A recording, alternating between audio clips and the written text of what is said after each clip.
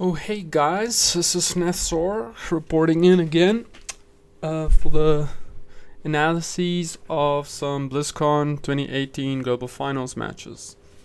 So this time around we're still in the quarterfinal stage. I'm definitely not gonna analyze all the games or watch them either way. So I did see many of the playoffs live. Actually missed this one, so I'd like to go through it.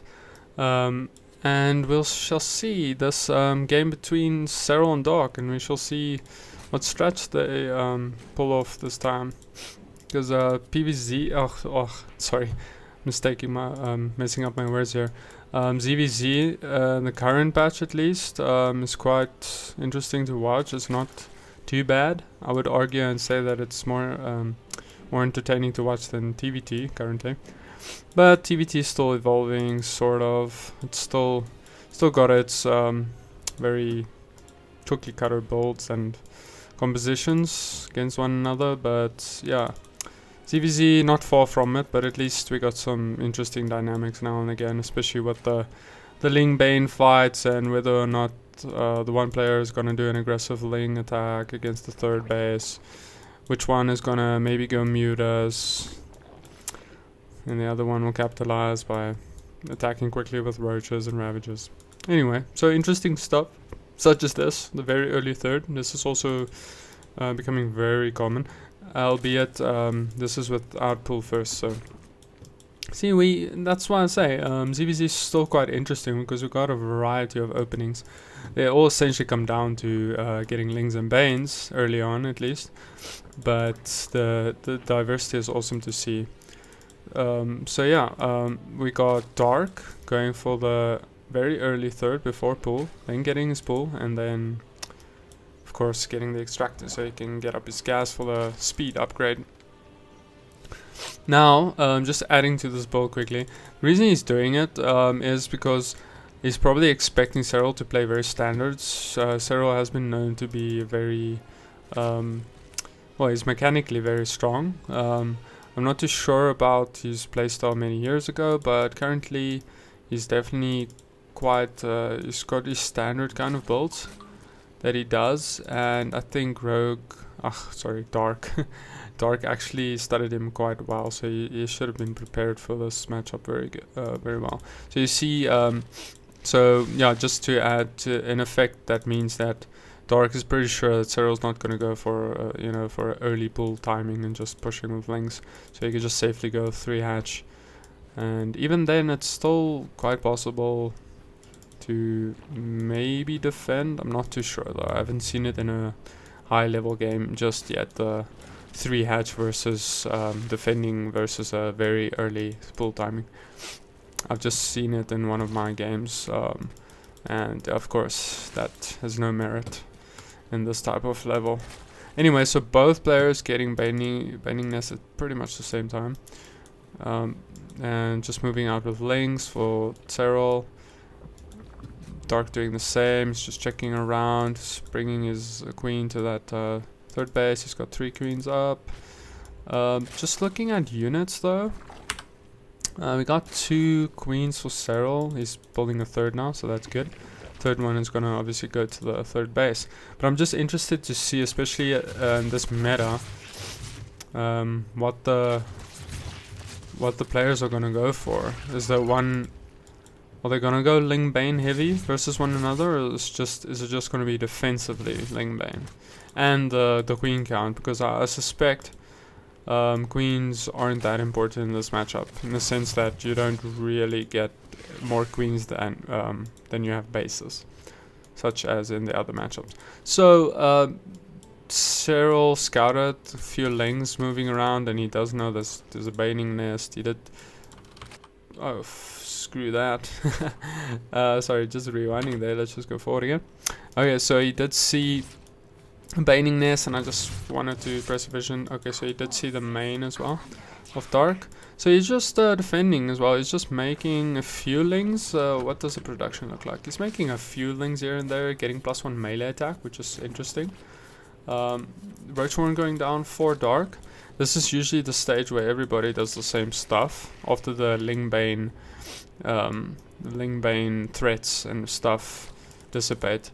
See, this is why ZVZ is also quite it's quite boring to watch because it's pretty much always the same stuff.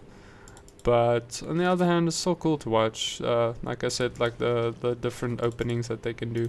You can see both players literally getting Roach Warren a few seconds within one another. So, and lair timing, well, Serral's lair is much quicker. Interesting. Just as I said that Serral actually going for a Spire as well. So he's getting Roaches, probably just to go for the mid game Roach versus Roach until he can get up Mutterlings. So that's most likely why he instead went for +1 melee attack instead of range, because he's going to focus on Lingbane Mutar. Just getting the Roaches as a precursor, or just you know, for interim, just to defend against any Roach pushes by Dark. Both playing very standard. This is not how my ZVZ games go on ladder. Usually one of the players usually at this point is not even fully saturated on 3 base, and it's just Roach versus Roach. And if the game did not even get to that stage, it was usually one player going Ling, Bane all in on like 2 bases, or maybe building the third and then just going Ling. So that is why this is cool to watch how these players play it, because both going very eco heavy, but of course, if the one goes very aggressive, the other one can't necessarily go eco as a response. He also has to basically make enough units to defend. And because it's ZVZ, if one player plays aggressive, the other one has to make units to defend, which will quite equalize the economy. Minus any damage that the aggressive player can do. But the economy should be rather the same because both players are making units instead of drones. So just a little heads up there. But as we can see, Dark did make quite a few units, but he's also getting a 4th base, and he's making while he was not making too many units, he just droned up a bit because he did not really want to go for attack. But now, interesting enough, Serral's Mutas are done, and I did not actually spot that while I was making, but Dark did make a Spire. You can see Corruptors being morphed.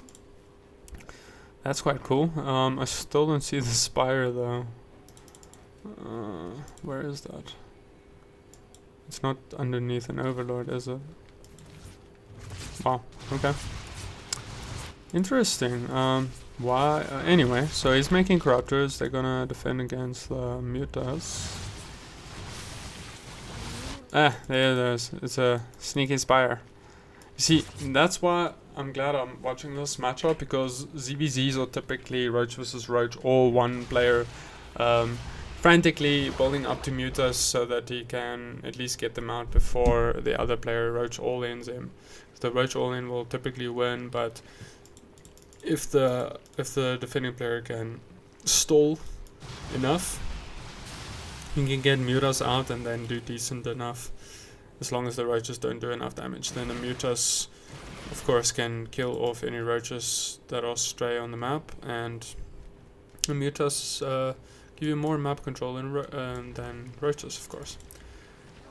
So, moving on from that point, what I just wanted to mention, because I was talking about, especially on my level of play, which is not that high, you see many Ling all-ins, but even on higher level players, I've seen some smaller weekly tournaments where Masters level players still go for like Lingbane all-ins on 2 bases or whatever.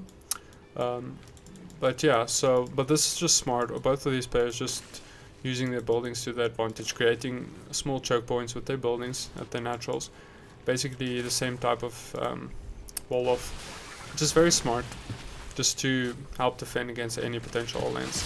So now this is an interesting dynamic, because we got Corruptors versus Mutalisk, and I presume I don't see this very often, or I haven't, because I haven't played, I haven't really seen Mutas in this matchup for a long time, and I took a long break from StarCraft, so I haven't really had the time to see this in action the past few weeks.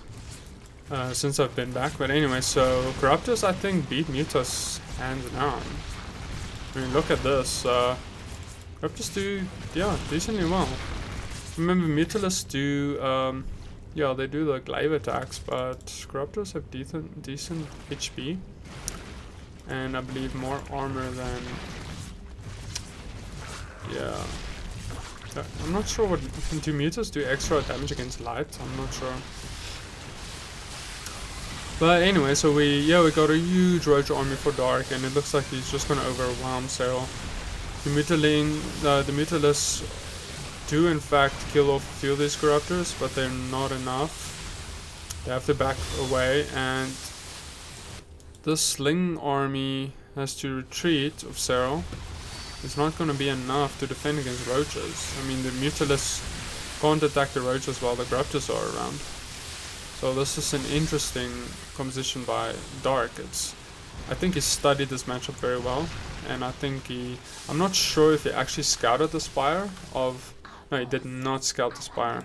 This is an interesting thing though. I think Dark just meta-gamed Serral in this match. Even though it's not over just yet. Army supplies are even, worker supplies are literally 1-to-1 ratio, 50-50. And I think Serral held that. Wow. But I have to give credit to Dark though. He metagamed very well. I'm not sure how much of a blind counter, but pretty much. If you go Spire hidden and then start making Corruptors without even really knowing that your opponent's going to mute us, that's pretty much a blind counter. So yeah, but the Roaches did enough damage, got the third of Serral. But now Serral's got a critical mass of Mutas, which will give him definitely a huge advantage now. And that critical mass Mutas should do well against a rather similar amount of Corruptors, albeit that he's not playing even against a similar amount of Corruptors. There are only a few Corruptors. So yeah, this critical mass of Mutalisks will do wonders against the Corruptors, I believe. But I might be mistaken because I'm not too sure how the two units fight one another. But yeah, so looking at the state right now, Dark is quite far behind in supply. These Corruptors can deal effectively against the Mutas, so I believe, let's see how many Corruptors we got, about 8, okay? Against, how many are there? 12 of 17 Mutas? Wow, so even twice the amount of Mutas aren't really enough.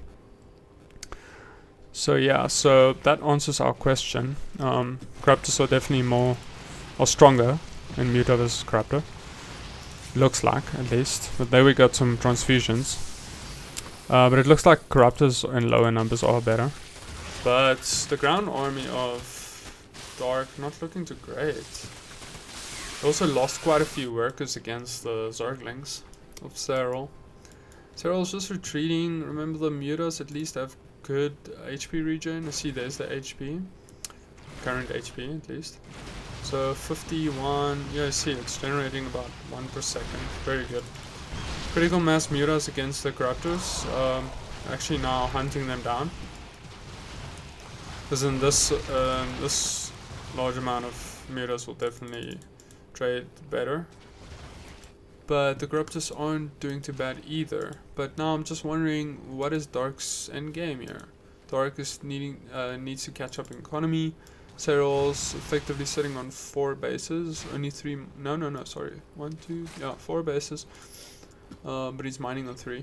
And Dark just GG's out. It's game over. Interesting game by Serral, I have to say. Well, more over by Dark. Dark had a huge opening with that Roach Corruptor push that he did. He countered the Mutas. Mutas couldn't do much. Roaches in that number were too strong against the Lynx. There weren't enough Lynx to do anything. So yeah, great game by Dark, I have to say. Good strats and stuff, but eventually, I mean, Serral was indeed the better player. He macroed better. His harassment was better. But yeah, props to Dark for trying hard. But Serral just dominated him there in the end. Okay, so I'm just gonna make game 2. Yeah, game 2 after this one, definitely.